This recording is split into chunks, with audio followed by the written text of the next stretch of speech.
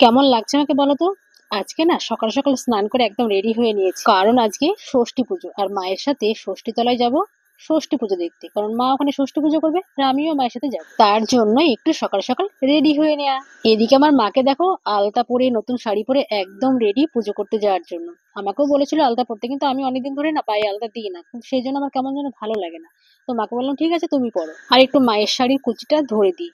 কেননা শাড়ির কুচিটা না ধরলে নতুন শাড়ি না পরা যায় না খুব একটা ভালো করে, তার জন্যই মায়ের শাড়ির কুচিটা একটু ঠিক করে দিচ্ছে। মা তো একা একাই পরে, তো বললাম আমি একটু ঠিক করে দিই। আর এদিকে দেখো মা শাড়ির স্টিকারটাও তোলেনি, তো স্টিকারটাও তুলে দিলাম, নাহলে এটা পরেই চলে যেতে হবে। ষষ্ঠীতে মাকে এই শাড়িটা আমি দিলাম। আমার কিন্তু শাড়িটা ভীষণ পছন্দ হয়েছে, কালারটা খুব সুন্দর না বলো?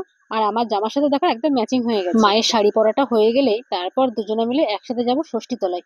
খুব বেশি দূরে না, বাড়ির কাছেই। প্রত্যেক বছর এই জামাই ষষ্ঠী আসলেই মনে হয় যে মা বাবার কাছে গিয়ে একটু ঘুরে আসি, তাই তো চলে আসলাম আর দেরি না করে। তবে কি বলতো, বাবা মা যে দুদিন বেঁচে আছে সেই দুদিনই আসা যাওয়া।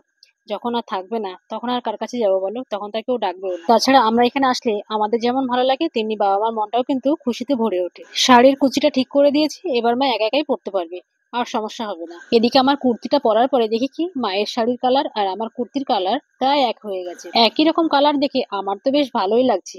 মা মেয়ে দুজনেই ম্যাচিং। মা বাবার জন্য কিছু করতে পারলে নিজের মনেও যেন অনেকটা শান্তি ফিরে আসে। মা বাবার ভালোবাসাটা কোনো স্বার্থ দিয়ে হয় না, তাদের ভালোবাসাটা সন্তানের জন্য একদম নিঃস্বার্থ ভালোবাসা। এদিকে দেখো মায়ের শাড়ি পরা মোটামুটি কমপ্লিট, এখন টুইনটা শুধু একটু ঠিক করতে হবে, তো ওটা মা নিজেই করে নিতে পারবে, খুব একটা অসুবিধা হবে না। আর আজকে চলো তোমাদের গ্রামের ষষ্ঠী পুজো কিভাবে করে সেটা তোমাদের একবার দেখাবো। যা যা লাগে পুজো করতে মায়ের সমস্ত সবকিছু রেডি। এদিকে দেখো মা একটা গামলার মধ্যে নিয়েছে মুড়ি, ছোলা ভাজা, তারপরে মুরগি, বাতাসা, যে যেটা পারে তৈরি করে নিয়ে নেয়। এগুলো কিন্তু এখানে ষষ্ঠী পুজো করতে গেলে লাগে, আর এখানে তো এসব রয়েছেই যা যা লাগে আর কি, খেজুর, জাম টাম যা যা লাগে। এখন এগুলোকে নিয়ে দুজনে মিলে এখন রওনা দিই। এই যে ষষ্ঠী পুজো করতে যাচ্ছি আমি আর মা।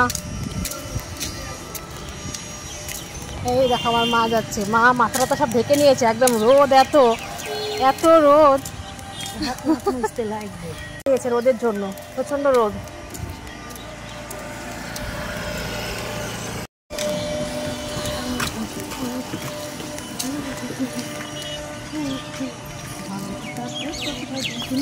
হুম, চটি পায়ে দিয়ে আসলো না, বললাম চটি পায়ে দিয়ে আসো,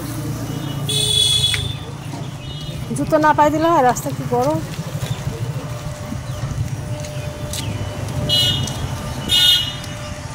এই দেখো এটা হচ্ছে গ্রামের ষষ্ঠী পুজো। একটা বট গাছের নিচে সবাই মিলে বসে সেখানে যা যা দেবার দিয়ে ঠাকুর মশাই থাকে মন্ত্র উচ্চারণ করে এখানে পুজো হয় এইভাবে। এখানে দেখো কত লোকজন এসছে গ্রামের। তবে শহরের পুজো আর গ্রামের পুজোর মধ্যে কিন্তু একটু পার্থক্য রয়েছে। গ্রামের পুজো দেখেছো তো কেমন, ওই গাছটাকে কিন্তু আবার কাপড় দিয়ে ঘিরে দিয়েছে একটা নতুন বস্ত্র দিয়ে। আজকের ব্লগটি এই পর্যন্তই। তোমাদের কেমন লাগলো আমার ভিডিও একবার কমেন্ট করে আমাকে অবশ্যই জানিও।